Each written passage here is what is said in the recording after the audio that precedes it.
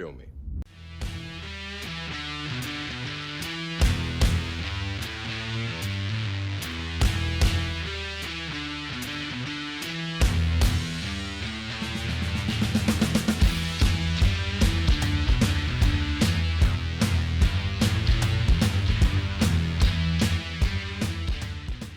I'm the martial arts film freak, and I watched Russian Raid.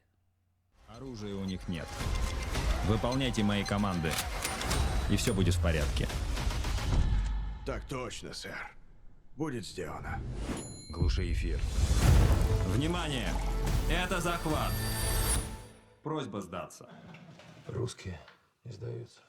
Russian Raid is a 2020 film, came out in the US or in the West this year in 2021, just this past week, and is about a few things, and it never absolutely really figures out what it wants to do. It is about a soldier who is dishonorably discharged and somehow not in prison for the things he did, who helps take this job to, big vehicle going by, to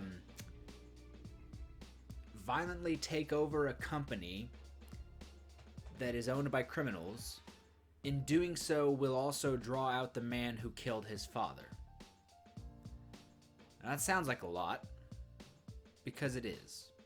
The film was directed by Denis Kryushkov. If you think I'm bad at some Asian names that I try to pronounce on here, let's see how some of these Russian names go, because just reading some of them, this ain't gonna go well. The movie stars Ilya Antonenko, Nikita Kodogrivi, Ivan Kotik, Vladimir Meniv, and Sofia Ozarova.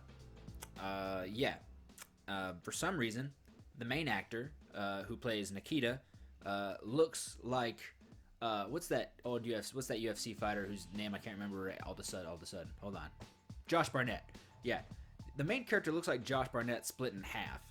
And then one of the other main characters looks like TJ Dillashaw ate one of the halves of Josh Barnett. Like the other dude, the TJ Dillashaw guy.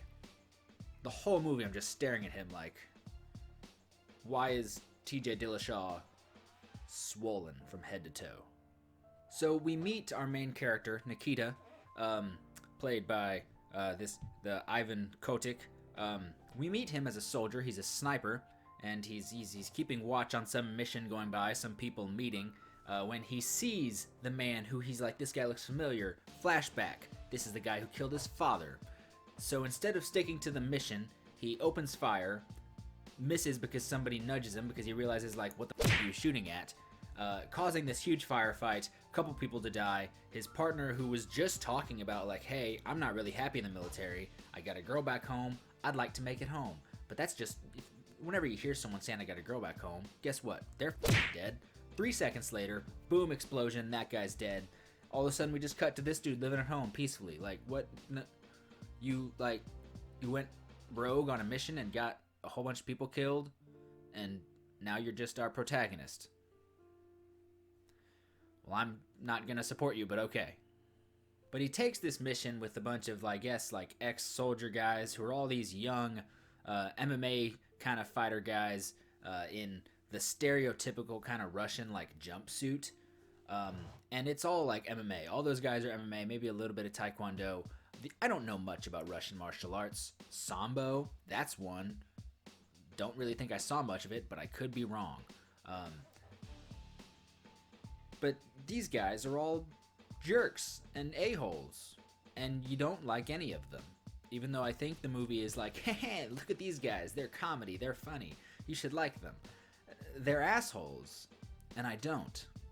The only remotely likable character is like the one, well, actually, I was going to say there's one female in the movie. There's 3 females. One of them gets shot in the head.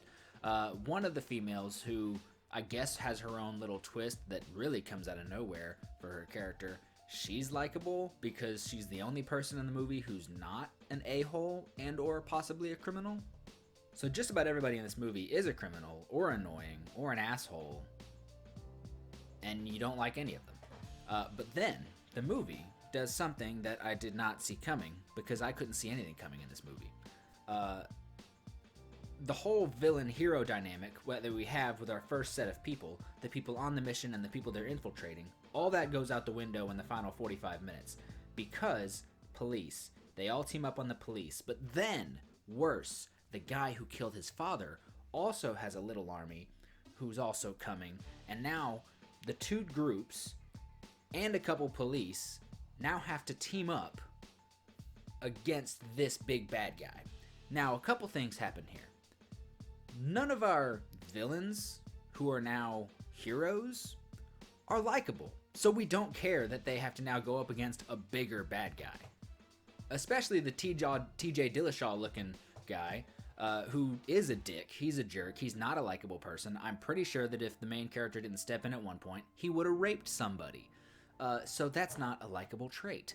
And we have to now believe that because he is going up against this worse bad guy, that he, an asshole bad guy essentially, is now a sympathetic villain.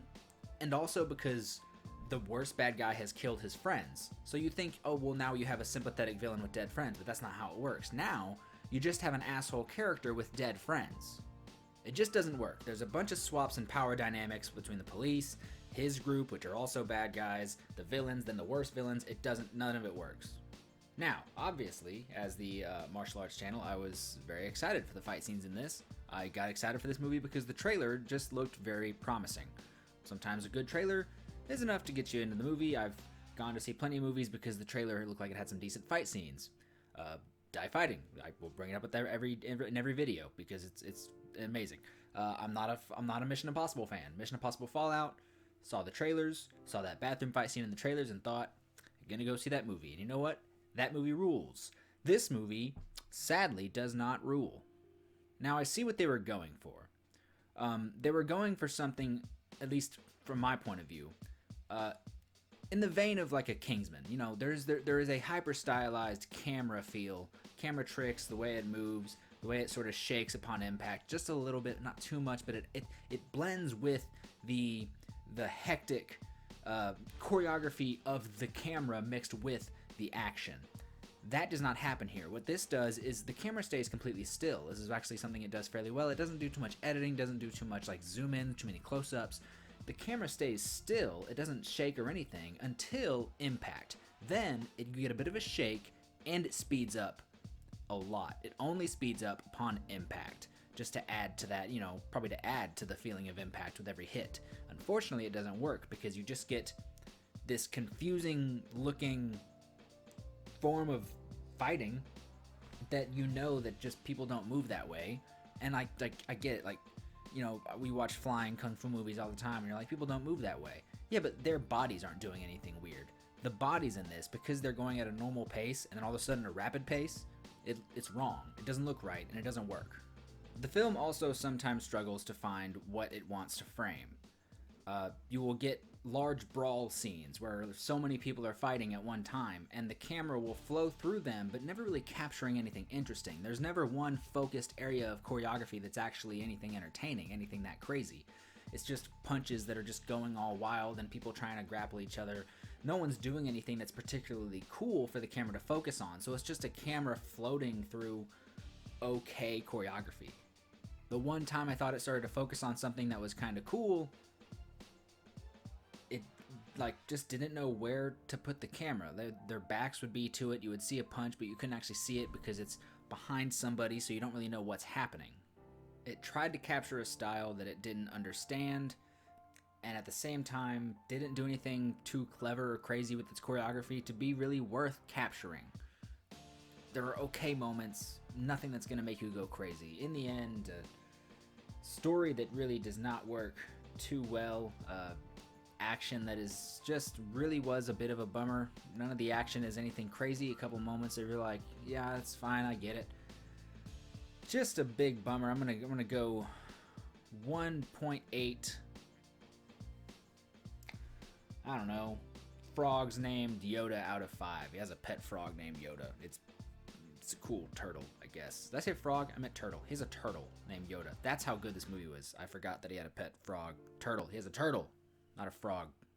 This movie also has this moment where, like, you remember the beginning of The Raid? where you see him sparring when he wakes up in the morning on the punching bag before his mission. And then in the same thing, you get a similar scene in the second movie when he's in the jail cell and he's like going ham on the wall where he drew a person. That scene rules, and the impact of his hits on the wall is insane. There's like no impact. He's outside training. He's like hitting the side of his house. The side of the house is making the weakest noise possible. It's just making like... That's not the sound. Like, you ever punched wood really freaking hard? That's not the sound that makes. Like, he's clearly not hitting it that hard. And it doesn't look that cool. That's probably also why they added so much of the, like, the speed up stuff, is because they weren't throwing, they weren't trying, they're pulling every single hit in the worst possible way. Like, they pull punches in like the Raid 2, but they know what they're doing. Something happened here where they just didn't know what they were doing, and in doing so, just nothing in this movie has impact. The story doesn't have impact, the characters don't have impact, the action has no impact. 1.8 Turtles name Yoda out of 5. That is what I'm going. Have you seen Russian Raid? What did you think of Russian Raid? Tell me your thoughts in the comment section down below. Don't forget to like, share, and subscribe. Head over to Facebook, where I got the Martial Arts Film Freak Facebook page, Instagram Martial Arts Film Freak, Tristan_Glover on the Twitter. Thank you so much for watching, and have a good day.